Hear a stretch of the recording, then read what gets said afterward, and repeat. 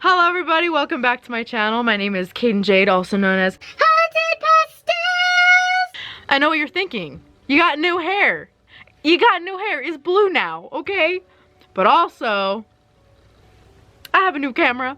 I bought a new camera and I'm super excited and I love it. So now I can actually see myself because I couldn't see myself before. So now you guys are gonna have to deal with me looking at the viewfinder 24/7 and I apologize in advance. Ha! Okay, so this video, it's kind of heavy. So it's a little more serious than my other ones. So I definitely want to make this video respectful. This video is about 2 unsolved murders that I don't think a lot of people know about because I had no idea. Once again, yes, I'm going to be reading them from my cellular device. I got a new phone case and it's not the size of my head this time. So I'm just gonna get right into it. I have made my own little notes. I'm gonna read you guys what I found.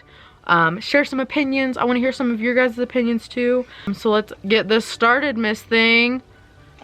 So our first unsolved murder is going to be the story of Dorothy Jane Scott. So Dorothy was a 32-year-old single mother of a 4-year-old son named Sean, and they both lived in Stanton, California with her aunt at the time. Yes, I say aunt. Leave me alone. That's how you say it. That's the proper way to say it. Ah! In the beginning of the year 1980, Dorothy started to receive very disturbing phone calls from a man. The man's voice was somewhat recognizable to her, but was never able to put 2 and 2 together.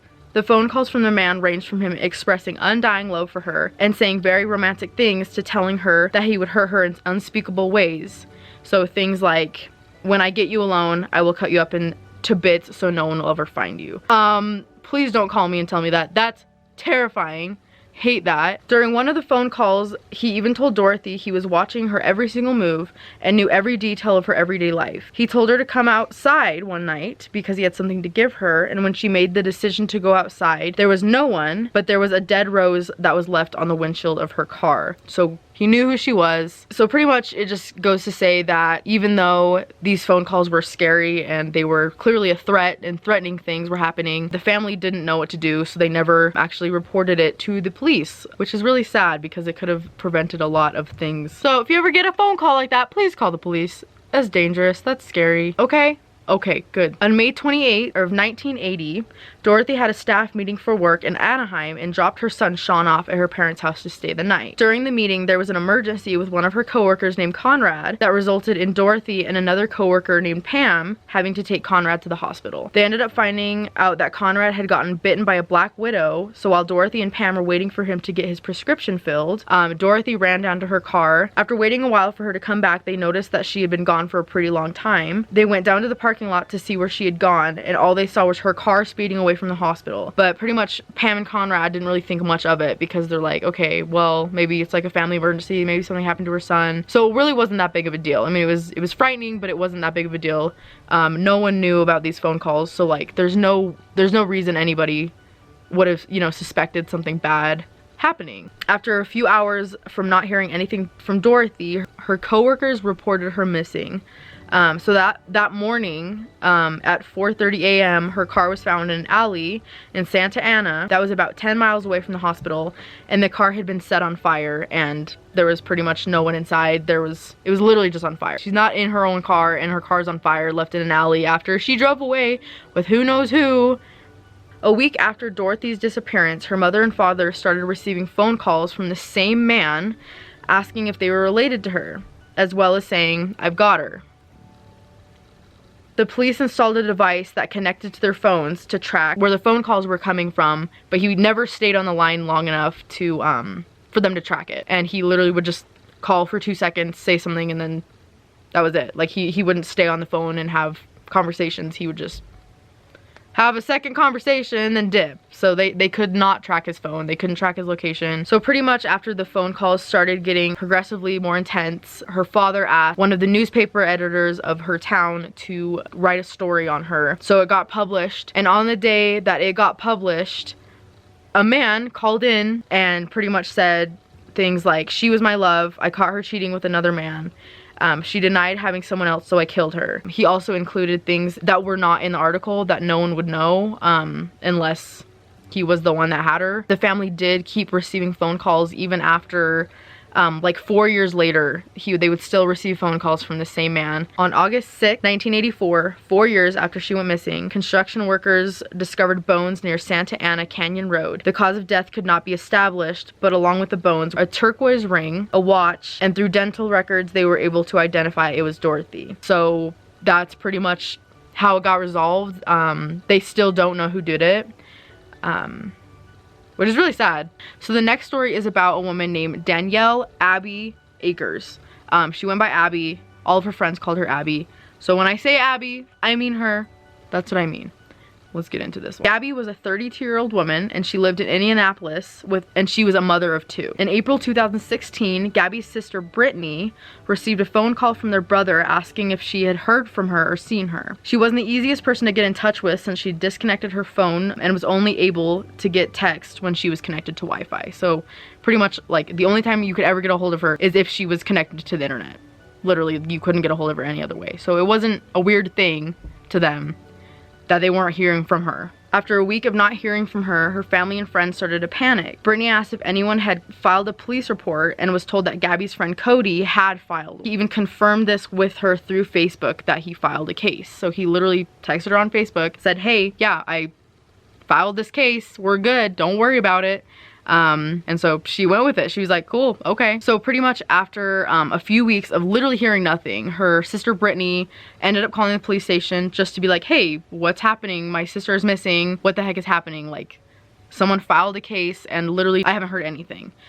So pretty much the policewoman continued to tell her that they sent an officer to Cody's house, her friend, and he denied them entry of his house because he apparently had a drug problem a few years ago and didn't want to be wrapped up in it. And never happened to tell anybody that he ended up not filing this report. He just didn't let him in and didn't tell anybody. So I don't know about that one. Brittany finally went to the police to finish the report, and after hearing that she was associated with her friend Cody, the police pretty much changed their complete attitude. Brittany felt that they thought that her sister was a drug addict and would just show up. Like she just went off somewhere and would just show up, and they didn't want to get their hands dirty with it. They were just like, she'll show up, it's fine, we're good, like whatever. When the family finally realized that the police like weren't gonna take it seriously, they ended up just posting everything on Facebook, posting things on social media, asking if anybody I'll get that water. So they just pretty much were like, hey, has anyone seen her? Please share this. A lot of people, you know, nowadays do that. If people go missing, they'll ask if, you know, people have seen them, whatnot. So it only took a few days, but a coroner. So a coroner is pretty much somebody that looks over and investigates bodies. So this coroner called from Owen County, which happened to be like 60 miles away from where they lived, which is pretty, that's a pretty good distance of, you know, based on the pictures he saw online that also included a specific tattoo. He knew it was her, and he just pretty much wanted a family member to come down and confirm that it was her, because he could tell this is his profession. He just wanted, you know, somebody to be like, hey, yeah, that's her. Since they lived in a small town, people make rumors, things spread fast. So there were a lot of people saying that she was found dead on the side of the street with rope burns on her arms, even before actually any information came out about her. So pretty much the rumor traced back to her boyfriend Matt. So he was telling everybody that she was found dead on the side of the road with rope burns and stuff, when no one even knew that she was actually found dead yet. Kind of weird, right? Kind of weird, right? When Brittany, her sister, arrived in Owen County, the coroner told her that the body was too badly decomposed for her to find her face, but that she needed to review her tattoos and her body. So unfortunately, it did end up being her sister. She was found that day that Brittany had reported her missing and told her it seemed like she died only 3 days prior. Gabby was found lying naked in Mills Creek. Her body was badly decomposed because she spent 3 days in water after her initial death. No clothes around her, no wallet, no purse, literally nothing. Like nothing was on her. Like she was literally just laying naked in a stream for 3 days. Her death ended up being ruled as an overdose, and the medical examiner reported 22 different combinations of drugs in her system. That's a lot. A lot. I don't know how that was ruled. It actually bugs me that it was ruled as an overdose, because you don't just put 22 different kinds of drugs in your body. Like, no. So she was knowingly seen alive on the 20th, which was only 6 days before she was found. She was seen on surveillance footage being dropped off at a gas station near her home, and her daughter's grandmother had dropped her off, had been the one to drop her off at this gas station. And then after she left and she came out of the gas station, she left in a maroon car that was completely different. It was someone else's. So there are a few actual like persons of interest that a lot of people have theorized and said. So I'm gonna say them. Obviously, I'm not trying to attack anybody. These are just what I read, my information that I've seen, just to give you guys, you know, a little bit more of the story, I guess. So there was Matt, which was Gabby's off and on boyfriend. So this was the one that made that rumor that she had been found on the side of the road. Pretty much they would fight regularly, they lived together, and she would go stay with friends every once in a while. During her time of death, she was staying with her friend Sarge, and Matt drove a maroon car, but hasn't yet been confirmed that it was his car leaving the gas station. And apparently, according to Gabby's best friend, Matt was very drunk one night and pretty much confessed to murdering her. Like I said, I'm not trying to attack anybody, this is just sources, this is just things I read. So apparently he said that when he was very drunk, which is a little sketchy. You don't just like admit to killing somebody when you're drunk. So Gabby had an abusive ex-boyfriend named Sal. Apparently they had a very abusive relationship that ended in a restraining order against him. He had a history of threatening to kill her and talked about like how he never wanted to see anybody else be with her. Like, he just wanted her to himself. There's another one, which is Pam, her children's grandmother, the one that dropped her off at the gas station. Apparently a few weeks before her death, Pam took out a $100,000 life insurance policy on Gabby, and after they found the body, they just like packed up and moved to Florida.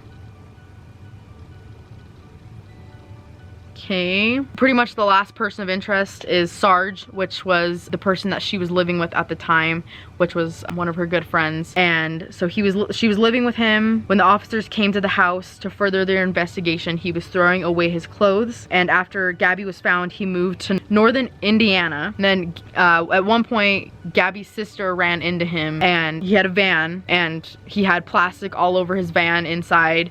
And his sister was like, why, like, do you have this? And he was just like, oh, I just don't want my van to get dirty. So I don't know.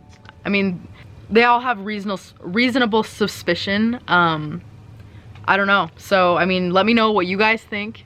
Let me know if you guys want to see any other kinds of these videos. It was really interesting to look this stuff up. Obviously, I mean, no disrespect to anybody's families, but yeah, I think that's it. I think that's where I'm gonna leave this. So yeah, if you guys like this video, give it a thumbs up. Let me know if you guys want to see more of this, or let me know if you guys want to see anything else. I hope you guys have a beautiful day, and I will see you next time. Bye!